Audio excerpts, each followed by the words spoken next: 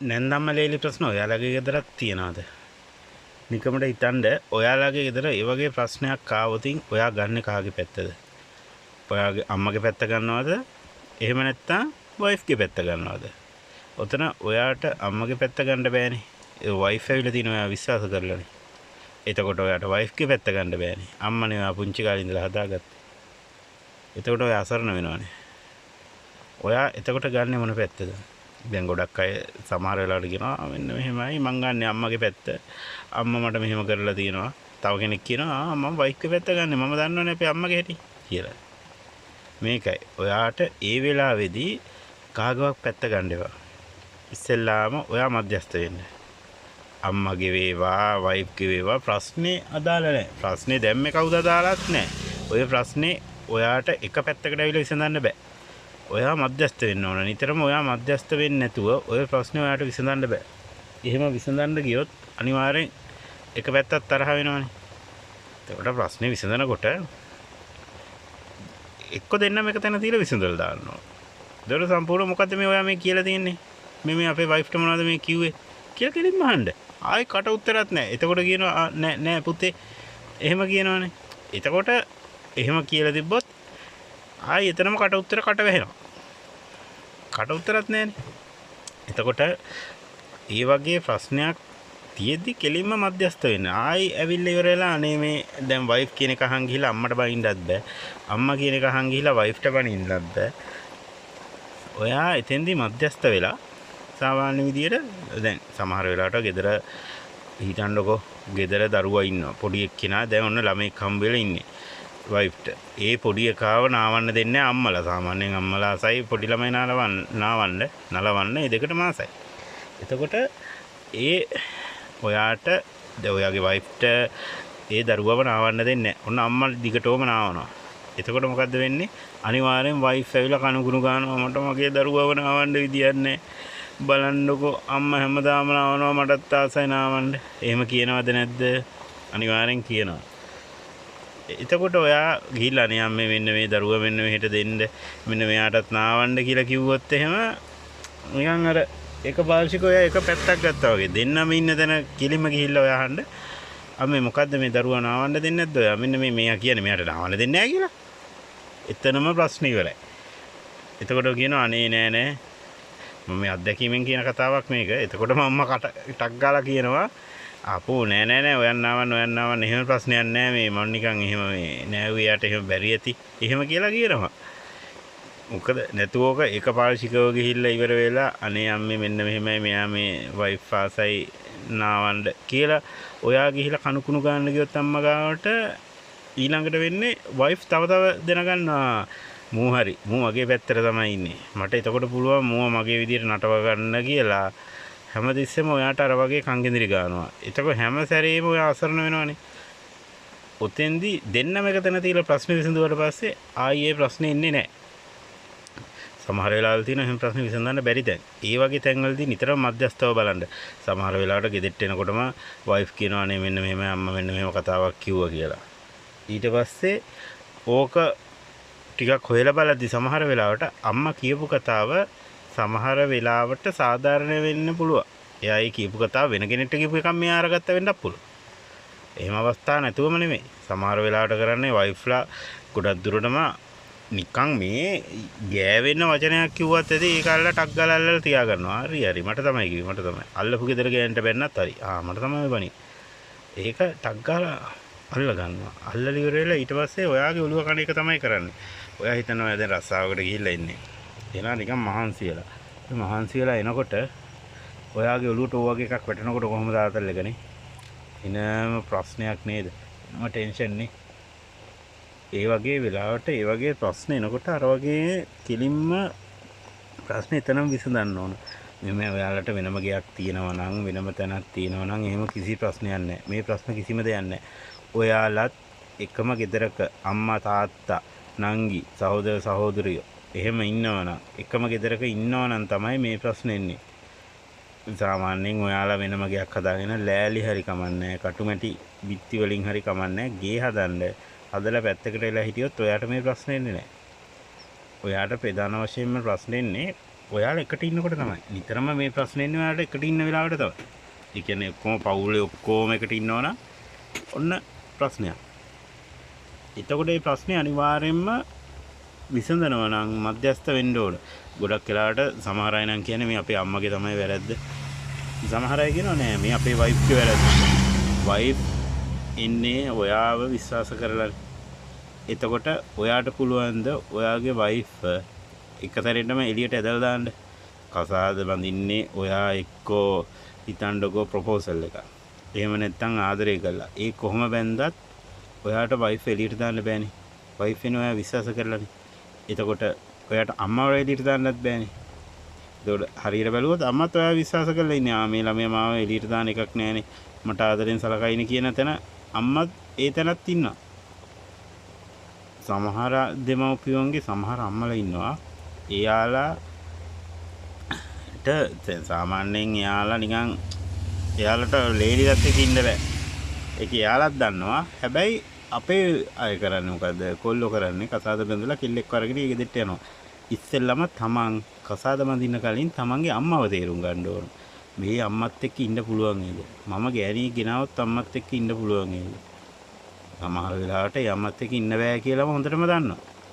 හොඳටම දැනත් ගිහිල්ලා කොහේ හරි ඉන්න කෙල්ලෙක් ගෙනල්ලා අර ගෙදරට දාලා අනාතේලා අන්තිමට මොකද කරන්නේ? ඒ කෙල්ලව කෙලින්ම එළියට ඇදලා දානවා. ඒ ප්‍රධානම කේස් එක තියෙන්නේ ඔයා ඒ ගෙදර එකට ඉන්න එකනේ. ඔයාට ඒ ගෙදර එකට ඉන්න බැරි නම් වෙනම ගයක් හදලා ඒ ගෑල්ලම ගේන්න පුළුවන්. අම්මත් එක්ක ඉන්න පුළුවන්ද බැරිද කියන එක තීරණය කරන්න ඕන ඉස්සෙල්ලා ඔයා. නැතුව පෞල් ප්‍රශ්න වෙන ප්‍රධානම කාරණාව තමයි මේක. ඉස්සෙල්ලා ඔයා බලන්න ඔයාට ඔයාගේ වයිෆ් කොච්චර කොහොම හොඳට හිටියත් අම්මා ප්‍රශ්නයක් දැම්මම මොකද වෙන්නේ? මේක මගේ ගෙදර කියලා කියන වචනේ කිව්වත් ඇතිනේ. ඊට පස්සේ වයිෆ් උතනින් තමයි අල්ලගන්නේ. මේ අම්මා මෙන්න මෙහෙම කිව්වේ. එයාගේ ගෙදර කියලා කිව්වා. ඊට පස්සේ උතනින් පටන් ගන්නවා කතාව. ඊට පස්සේ තමයි වෛරය පටන් ගන්න. ඊළඟට මොකද්ද වෙන්නේ? කසාද කැඩෙන තැනටම වැඩ සිද්ධ වෙනවා. ඒකින්ද නිතරම මධ්‍යස්ථව බලන්න. හැම ප්‍රශ්නයක්ම ආවොත් ඔයාට පුළුවන් ප්‍රශ්න කඩලා අරගෙන බලන්න. කිසිම වෙලාවක ප්‍රශ්නයක් ආවොත් ඒකපාර්ශ්විකව තීරණ ගන්න එපා. මම වයිෆ්ගේ පැත්ත ගන්නවා කියලා අම්මට බයින්න යන්නත් එපා. අම්මගේ පැත්ත ගන්නවා කියලා වයිෆ්ගේ පැත්තට වැරද්ද පටවලා එයාට බයින්නත් එපා. මොකද සමහර අම්මලා ඉන්නවා එක්තරා විදියක්. ඒක ඇවිල්ලා ඒ අම්මගේ වැරද්දක් නෙමෙයි. ඒ අම්මලා හිතනවා අවුරුදු 88 80 ගණන් වලටත් කලින්නේ. ඒ කාලේ මිනිස්සු පොඩ්ඩක් මයින්ඩ් එක පොඩ්ඩක් තියනවා. ඒ මිනිස්සු කියන දේ අහන්න කැමති නෑ. අංක එක. ඒගොල්ලෝ කැමති ඒගොල්ලන්ට අර ලේලිලත් එක්ක වුණත් සෙකන්ඩ් වෙන්න කැමති නෑ. එතකොට ලේලිලත් එහෙමයි. සමහර ලේලිලා ඉන්නවා ඇවිල්ලා සෙකන්ඩ් වෙන්න කැමති නෑ. කවුරුත් කකුල පිටිපස්සට ගන්නෑ. එක්කෙනෙක් හරි කකුල පිටිපස්සට ගන්නවා නම් මේ ප්‍රශ්නේ විසඳෙනවා. කවුරුත් ගන්න කැමති නෑ. අනිත් එක සමහර වෙලාවට සමහර අම්මලා ඉන්නවා අයියෝ අන්න අර පොඩි එකාගේ රෙදිරික හොදලත් නැහැ. තාම මේ කසාද බැඳලා. ඒ කියන්නේ කතා කරන්නේ පුතාලා කතා කරන්නේ ආ පොඩි එකා. එහෙමයි. ඒක මේ පොඩි එකාගේ රෙදිරික හොදලා නැහැ. මං තමයි රෙදි හොදන්න ඕන. මේ ගෑණි ගෙදර හිටියට වැඩකුත් නැහැ. ෆෝන් එක ඔබනවා විතරයි කියලා කියනවනේ. ඔය කියනකොට වැඩි ඕනේ නැහැ. ෆෝන් එකෙන් ඔය සහෝදරයෙක් එක්ක ඔක කිව්වත් ඕක ඔයාගේ වයිෆ්ට වදිනවා. ඊළඟට වයිෆ් පටන් ගන්නවා මේක මේ ආහාරයක් කරගන්න. අනේ මට එපා වෙලා තියෙන්නේ දැන් මට මෙහෙම ඉන්න බෑ. අපි වෙන මෙයන් ගෑලි ගහලා හරි ගියක් හදාගෙන යන් කියන දැන්ට වයිෆ් වැටෙනවා. ඒ තැනට වැටෙන්නේ ඒ ගෙදර තියෙන කල්කිරියාවත් එක්ක තමයි. එතකොට සමහර වෙලාවට මේක සමහර තාත්තලා ඉන්නවා ඒත් ওই විදිහම තමයි. අම්මලා හොඳයි ගෙදර තාත්තලා අවු. සමහර ගෙවල් තියෙනවා අම්මලා තමයි සවුතු වැඩිපුරම ගෙවල් වල අම්මලා තමයි ප්‍රශ්න දාන්නේ. තාත්තලා හොඳයි.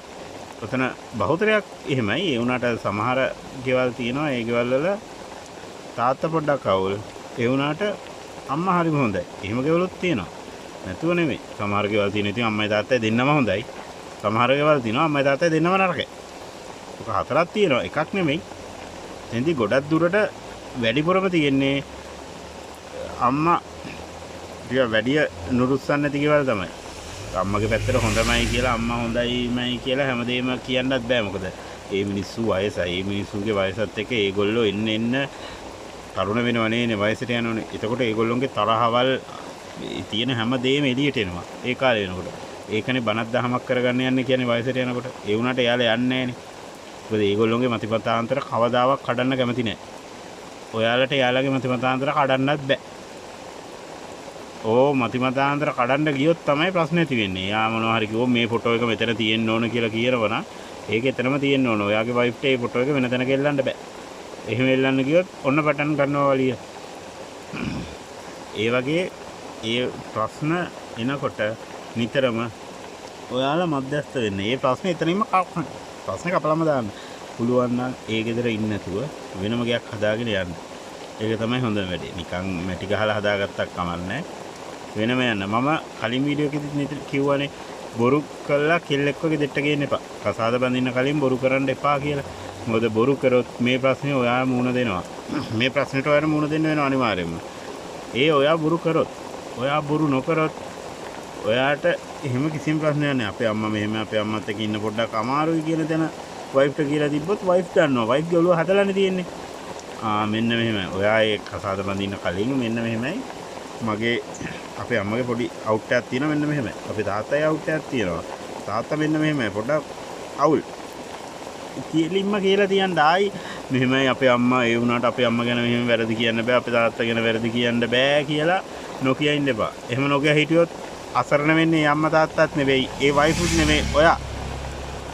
ප්‍රධානම කාරණේ ඔයා තමයි අසරණ වෙන්නේ. මොකද ඔයා තමයි මෙතන වැරද්ද කරන්නේ. ඔය ප්‍රශ්නේ ඇති වෙන්නේ නැති වෙන්න මුලින්ම ඒ ප්‍රශ්නේ නැති වෙන තැනට වැඩ කරන්න ඕන.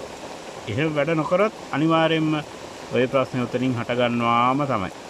ඔයාලා වෙනම ගෙදරකට ගියොත් ඒ වුණත් අම්මා ඇවිල්ලා දවස් දෙකක් හිටියත් ඔය ප්‍රශ්නේ පටන් ගන්නවානේ.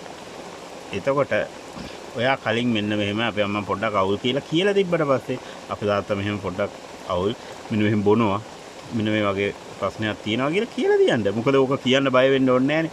ආවට පස්සේ ඔය එළි වුණාම කොහොමද තාත්තල් එක? ඒ ළමයා කසාද මැදලා ඔයාගේ ගෙදරට ආවට පස්සේ ඔය ඔක්කොම එළි වෙනවා. ඔන්න හංගන් හිටියේවා. හරිනේ. ඊට පස්සේ සමාජෙට මුණ දීලත් ඉවරයි. ගෙදර මිනිසුන්ට මුණ දීලත් ඉවරයි. ඒ පවුලේ උන්ට මුණ දීලත් ඉවරයි. ඊට පස්සේ ඉතින් ආය කොහෙට හරි වෙලා ඒ පවුලේ වයිෆ්ගේ ගෙදර යන්න විදියකුත් නැහැ. වයිෆ්ගේ අම්මලා ආවත් නිකන් හරි කියලා බිම් බලාගෙන ඉන්න තියෙන්නේ. ලැජ්ජයිනේ. තමන්ගේ පෞරුෂය ඉස්සලා කසාද බඳින්න කලින් තමන්ගේ පෞරුෂය හදාගන්න. නැති වුණොත් අනිවාර්යයෙන්ම ඔයාට පෞල් ජීවිතේ ඉස්සරහට ගෙනියන්න හම්බ වෙන්නේ නැහැ. මොකද එහෙම නැත්නම් බයික් පැත්තෙන් හරි කොහොම හරි කුණු ගොඩක් ඇදෙනවා. ඒ ඇදෙන කුණු ගොඩවල් නවත්තන්න නම් ඔයාගේ පෞරුෂය තියන් ඉන්න ඕන. ඔයාගේ පෞරුෂය කොතනින් හරි බින්දෙනවා නම් ඒ පෞරුෂය බින්දෙන තැනට වැඩ කටයුතු කරන්න එපා. කොහොම හරි ඒක වළක්වගෙන ඔයා මැදස්ස. දැන් මම කතා කරේ ප්‍රශ්න ගැන විතරයි. ප්‍රශ්න ගැන කතා කරොත් එහෙම ප්‍රශ්නයක් ගෙදරට එනවා නම් මොකක් හරි ප්‍රශ්නයක් එනවා නම් කෙලින්ම එකෙන් මේක විසඳලා දාන්න. ආයි තියාගෙන කුරුවල වෙනකන් හරි අපි පස්සේ බලමු. තා දවස් දෙකක් අපි බලමු. අපි තා සතිය සුමානියක් බලමු. නැති වුණොත් අපි මොනවා හරි කරමු. කියන දන එහෙම කරමු. අයි නිකන් පීචන් කතා ඒවා. ඒ වගේ කතාවක් කියව ගමන් වයිෆ් තේරුම් ගන්නවා මූණන් 2.50 නිකන් අර ඩයල් එකක් නේ. මූ ඒ හරියන්නේ නැහැ. කියන එක වයිෆ්ට තේරෙනවා මූ සිංහයා වගේ කතා කරාට මූ නිකන් හරියෙක් නේ සිංහාම පොරවන් ඉන්න කියලා. ඒ ප්‍රශ්නේ එතනම විසඳලා දැම්මම ආයේ ඒ ප්‍රශ්නේ එන්නේත් නැහැ. ආයේ එහෙම ප්‍රශ්නයක් ආවොත් හොඳම වැඩේ තමයි එළියට බැස්ස ගියා. වෙන කරන්න දෙයක් නැහැ. මොකද ඔය ප්‍රශ්න තියාගෙන ඔය ගෙවල් වල එකට ඉන්නවට වැඩිය හොඳයි වෙන් වෙලා අයින් වෙලාම යන එක. සමහර දෙමව්පියොත් එක්ක ඉන්න බෑ. ඇත්තම කතාව තියෙන්නේ. ඔය කොච්චර මොන බන දහම් කිව්වත් ඒ වුණාට ඉන්නේ 365 දවසේම පන්සලේ. ඒ වුණාට දෙමව්පියොත් එක්ක සමහර දෙමව්පියෝ ඉන්න බෑ. මොකද ඉන්න බැරි ප්‍රධානම කේස් එක තමයි ඒගොල්ලොන්ගේ වයස. ඒගොල්ලොන්ගේ වයසත් එක්ක ඒගොල්ලොන්ගේ කාලේ. ඒ කාලේ තිබිච්ච දේවල් එක්ක බලද්දී අද කාලේ ඊට වැඩි අප්ඩේට්. අද කාලේ අප්ඩේට් වෙනකොට ඒගොල්ලන්ට ඒ කාලේ දේවල් තමයි ඒගොල්ලෝ ඉස්සරහට අරන් එන්නේ. අපේ අය ඒ කාලේට කැමති නැහැ. එතකොට ඒ දෙක අතර පරස්පරයිනේ. ඔන්න එතනදී ගස්තනයක් ඇති වෙනවා. ඒකින්ද නිතරම ඔයාලා බලන්න නිතරම හැම ප්‍රශ්නයකටම මධ්‍යස්ථ වෙන්න. මධ්‍යස්ථ වෙලා මේ ප්‍රශ්නේ එතනම විසඳලා දාන්න. නැතුනොත් ඔයාගේම පෞල් ජීවිතේ තමයි නැති වෙලා යන්නේ. පොඩ්ඩක් ඒක ගැන කල්පනා කරලා බලන්න. Thank you.